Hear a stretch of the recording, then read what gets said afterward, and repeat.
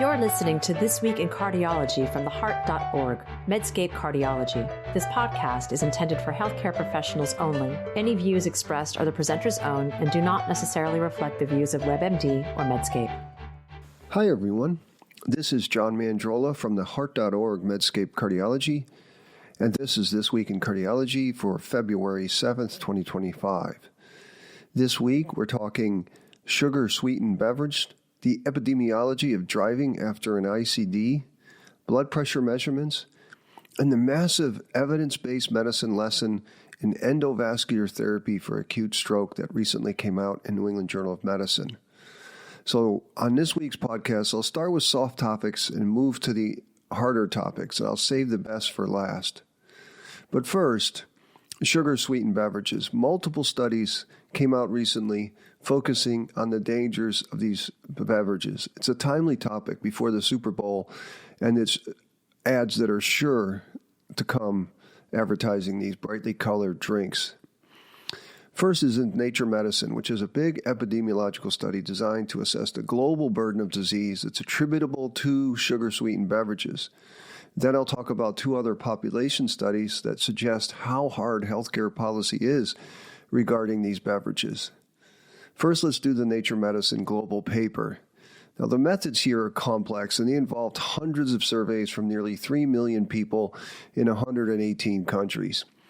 The authors did risk assessment and concluded that more than 2 million type 2 diabetes cases and about 1 million new cardiovascular disease cases could be attributable to sugar-sweetened beverages. And there were geographic patterns. In Mexico, Colombia, South Africa were most affected. And by region, Latin America and the Caribbean had the highest absolute and proportional type 2 diabetes incidence due to sugar-sweetened beverages. Interestingly, Southeast Asia and East Asia had the lowest. Now, I can't go on about the details because it's too complex. And plus, there have probably been hundreds of similar papers. I highlight this topic because I feel like there is a direct clinical relevance that's even actionable at the bedside for normal doctors. Namely, one of the main causes of obesity and type 2 diabetes is indeed intake of liquid calories. And so I counsel strongly to reduce or eliminate sugar-sweetened beverages. It's like low-hanging fruit in the counseling of patients with obesity. Just stopping drinking of sugar is such an obvious recommendation. Now, this paper excluded fruit juices, but I think these should be included as well. Again, I would say that cardiologists, internists, we don't have to become nutritionists, but sugar-sweetened beverages are such an obvious place to intervene. And in my experience, I know that's low level of evidence. Patients often accept taking sugar-sweetened beverages out of their diet.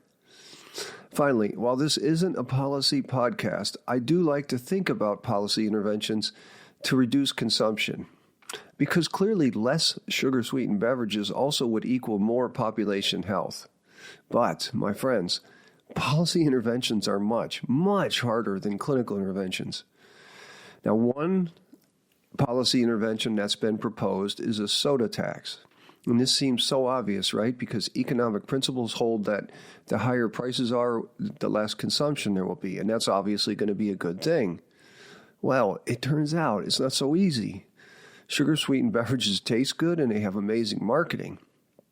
JAMA Network Open has published an observational study from authors at the Kaiser Permanente Group who compared California cities who have sugar-sweetened beverage taxes to demographically matched cities without taxes. So it's kind of like a non-random comparison. This was a big data study involving more than 1 million people.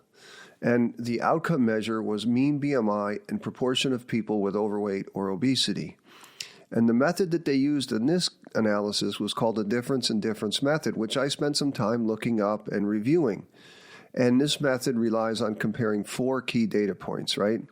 The treatment group before the intervention, the treatment group after the intervention, the control group before the intervention, and then the control group after the intervention, and then you have a difference in difference.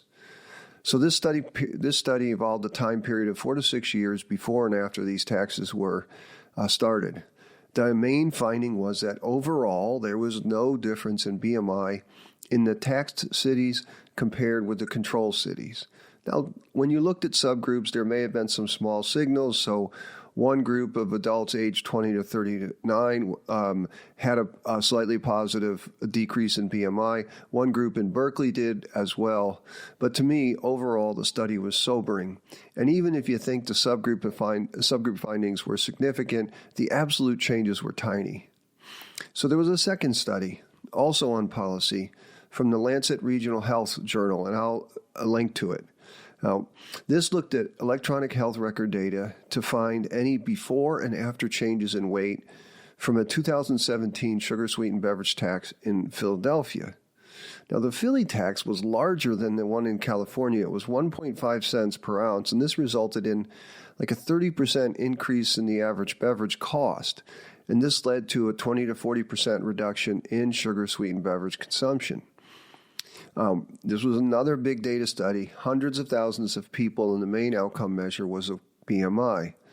Again, this was also sort of an observational quasi-experimental design. It had an active arm to people in Philadelphia versus control cities that did not have sugar-sweetened beverage taxes. Now, the problem here is that the groups were different. For instance, 82% of the control arm was white versus only 39% of the active arm in Philly. So the first step is to make statistical adjustments to get the baseline characteristics closer, and you know that's always problematic. So the authors here used two types of samples. One was a cross-sectional sample of 2 million people, and the other was a longitudinal sample following people before and after the intervention. And I know it's complicated, but I think the summary is easy. There was little effect on BMI. One sample was non-significant pre and post change. One sample was statistically significant, but the mean decreases in BMI were tiny. And the authors even call this limited evidence of effect. And they even called specifically for replication of their results. So my overall take is when you put these papers together, looking at before and after, there's modest to no effects on important outcomes such as BMI from the sugar-sweetened beverage tax.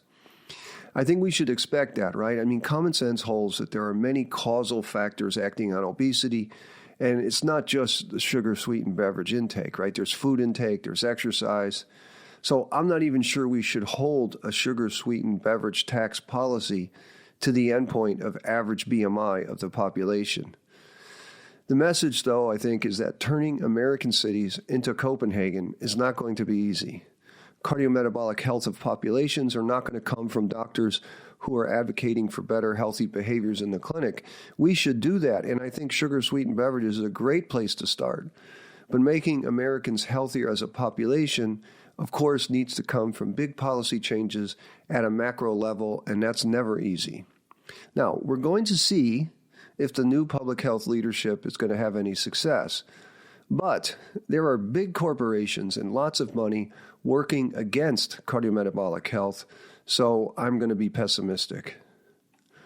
All right, next topic, driving with an ICD. And I know you might think, well, I'm not an electrophysiologist, I don't have to listen to this, but there's some really good lessons in here, and I want to go to the macro lessons. So Jackie P. has published an attempt to bring some empiricism to our expert opinion decrees on driving after an ICD. It's a fun paper, and I learned a lot by studying it. Now, we have guideline recommendations on driving with an ICD, but there's very little robust data, and how could there be, right? Because car crashes are uncommon, and also ICD implants are uncommon, and of course there's lots of causal factors leading to a car crash. Well, a British Columbia group, first author John Staples, sought to find some evidence to inform these driving recommendations, because we have driving recommendations. We are pretty strict about it. I'm going to tell you about the study, then I'm going to give you a simple, hard, and fast rule that I have decided on. My rule, let's call it the Mandrola rule, is nearly foolproof, and I think you might like it. So the study is pretty interesting. The authors used two methods to seek any association or causation between ICD implants and car crashes. So they had this population-level data of all drivers involved in a serious crash from 1997 to 2019. The exposure that they're interested, obviously, was an ICD implant in the 6 months before the crash. So one of the methods they used was a case crossover design, and the other was a responsibility design to account for road exposure. I'll speak about the designs, then I'll give you the results. And each of the designs requires adjustments for potential confounding variables. In the case crossover design, each person serves as their own control. You compare the exposure, the ICD implant during a, quote, case period when the crash occurred to exposure during control periods when no crash occurred. The case period is the time before, and the control period is even earlier time periods. You then calculate an odds ratio of the ICD implant in the case period versus control period, and here's what the results were. So the ICD implantation occurred in 6.4% of pre-crash intervals and in 7.4% of control intervals, and the adjusted odds ratio was 0.86 with very wide confidence intervals that included one, p-value 0.11, which suggests no temporal association. Now to the responsibility analysis, which started by sorting responsibility of the crash using an integer score. They then were able to do correlation to evaluate the association between crash responsibility and non-responsibility and recent ICD implant. So here are the results, and note the numbers in these ratios that I'm going to tell you.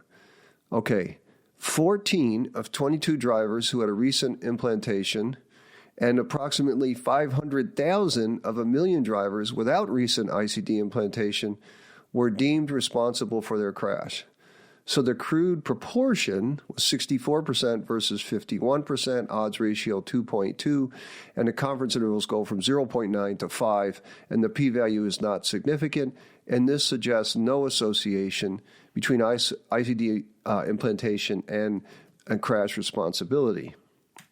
But the problem, of course, was that only 22 of a million drivers who had determinate responsibility for a crash had an ICD in the 6 months before, so statistical power is very, very low. Now, my comments. Before I say anything about these two methods of sorting causality, let me tell you about a paper from the same BC group that was published in the journal Heart last year. Now, this study also attempted to sort out ICD in driving, but here they did a much simpler analysis using that same BC database. So they took people with a first ICD implant over this 20-year period and then aged and sex-matched controlled them with 3 control patients. Then they simply looked at involvement as a driver in a crash. And here in this paper, they found that having an ICD implant was associated with a decreased risk of a subsequent crash. And it was statistically significant with a hazard ratio of 0.71, and the results even held up for secondary prevention ICDs, that is, ICDs put in for VT. Now, the rub of this study was that relative to controls, ICD patients had more traffic violations in the years prior to the ICD implant, but fewer violations in the 6 months after implant, and that suggests that individuals just reduced their road exposure. They just drove less or drove more conservatively after ICD implantation. So the more recent study with this case crossover design and responsibility analysis are more robust as it gets around the driving exposure weaknesses. But there are still limitations, right? I've already mentioned the power limitation, but because car crashes and ICD implants are rare events, you're always going to have low power. But there is also missing data about the indication for the ICD. There's missing data about the crashes, like was there distracted driving, etc. But, taken together, these 3 methods of assessing causality with a pretty robust database do not output even a shred of evidence that ICD implantation affects crash risk in the 6 months after implant. And I love the paper. I learned a lot about causal methods, the case crossover design, the responsibility analysis. But all of this confirms what I've seen in my 29 years of practice, namely that patients with ICDs are not a driving danger. So I'm going to tell you the Mandrola rule for driving, and you can use this with any cardiac patient, whether it's stents or heart failure or anything. So here's the rule. Whenever you think about restricting a grown adult with any kind of heart disease, the proper comparison is to a 16-year-old who just got his or her license. And for that reason, I almost never suggest a driving restriction more than a week after a device so that incisions can heal. But after that, ICD patients are surely safer than the average 16-year-old. Okay, third topic are blood pressure measurements and simple but elegant RCTs. Now, this is a paper on blood pressure readings in noisy places versus quiet offices. It's published in the Annals, and I have to thank my friend, Professor Ahmed Bandari from Egypt, who changed my mind about covering this study. I wasn't going to cover the Annals paper comparing blood pressures in a quiet office versus noisy public spaces. I looked at it and thought, this isn't really that notable. But Ahmed messaged me and he said he liked these trials as much as more complicated regulatory trials. So I took another look, and I agree with him. Why? Because we're told that blood pressures have to be done in quiet offices, perfectly controlled, and I think the idea limits use of screening blood pressure. But this very simple but elegant study from Johns Hopkins in Baltimore, they set out to test the effect of noise and public environment on blood pressure readings. They had about 100 patients recruited from a screening campaign, but each patient is their own comparison. Randomization assigned the order in which they had triplicate blood pressure measures in each of the three settings: a quiet office, a public place that's noisy, and a public place with earplugs. A note on the patients, these were 56-year-old individuals, 84% self-reported Black, nearly half female, so a good representative sample. The average noise level in public was loud, 76 decibels. Now, the results can be super simple. There was no clinically important differences overall or in subgroups. There was less than 2 millimeters differences in any comparison. And so my comments are that this suggests that public places are reasonable places to check blood pressure. Sort of, right? It's a small sample. Patients are going to be motivated. Researchers are motivated to measure blood pressure properly, but still, I don't see the downside of advancing more blood pressure screening, especially in underserved populations. And the other thing to say is about the sort of evidence-based aspect of this. I love efforts like this.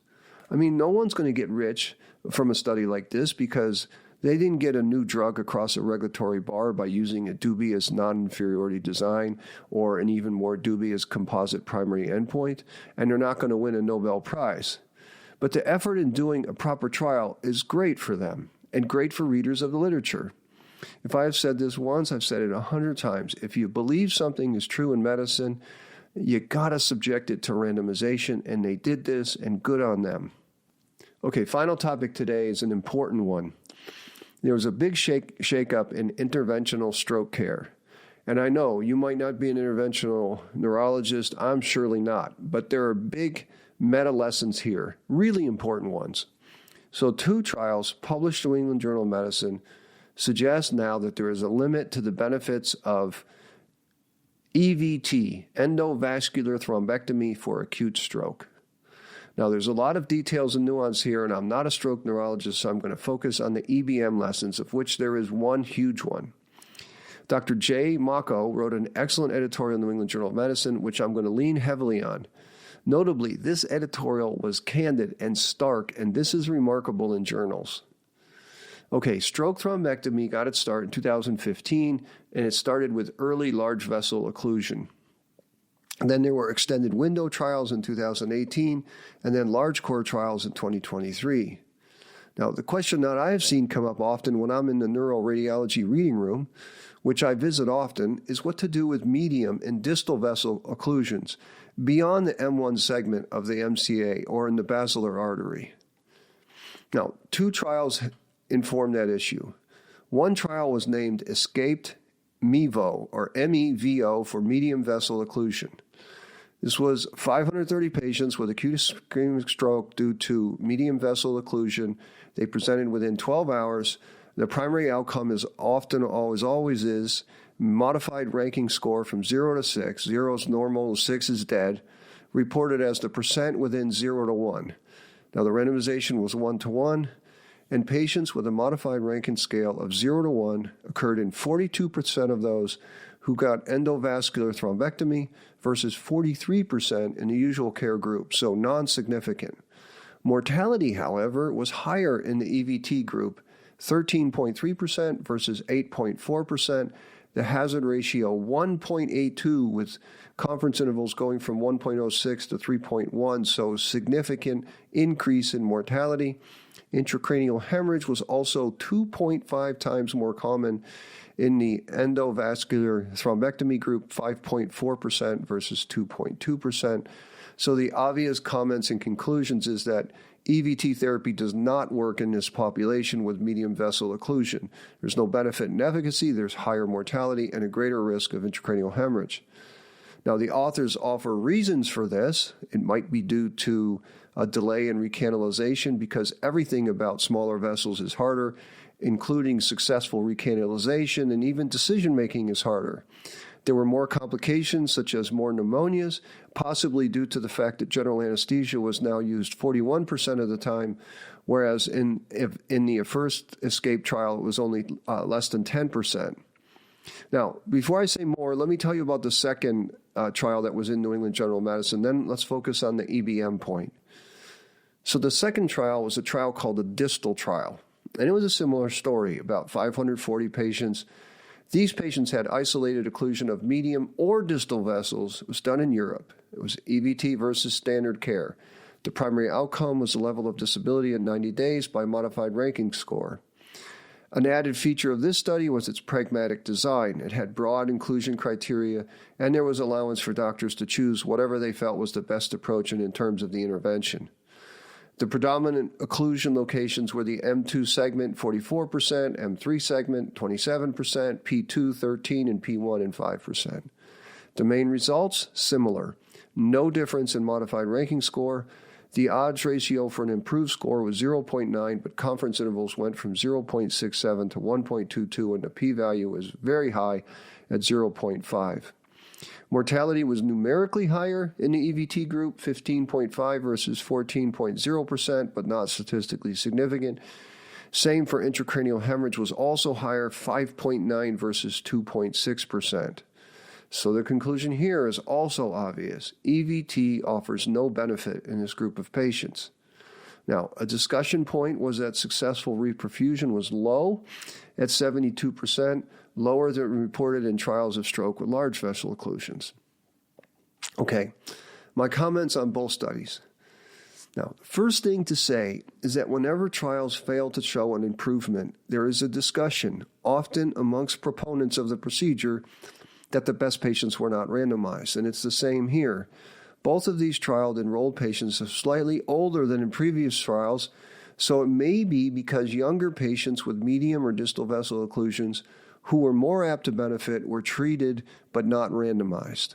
And I would note here this is exactly the same argument used to avoid accepting the COURAGE trial.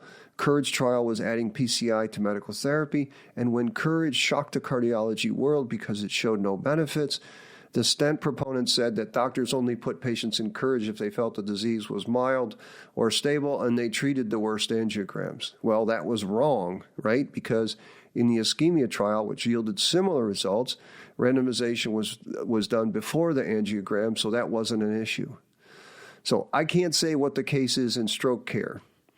But sadly, neither the ESCAPE MEVO trial or distal tell us the number who were screened and weren't randomized.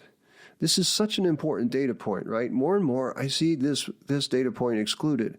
But for external validity or clinical translation, it's such an important factor to know how many were screened versus how many were enrolled. The classic example I always cite is CASTLE-AF trial, which was AF ablation and heart failure, which screened 3,000 patients and enrolled more than 300. So the main teaching point, though, is this. Endovascular thrombectomy for medium and distal vessel disease was being widely done. It had become accepted practice. Dr. Jay Mako pointed out in his editorial that the number of publications for EVT for medium vessels had increased from only 8 in 2020 to 99 publications in 2024. It was the same pattern for EVT in distal vessel disease. But he notes that nearly all these publications found benefit from EVT. Now, what were these publications? Two of the most dangerous kinds of publications, observational non-random comparisons and subgroup analyses from RCTs, including meta-analyses of subgroups. So the expansion of medium and distal vessel endovascular thrombectomy was supported by an amalgam of optimistic interventional doctors who were supported by non-RCT level evidence.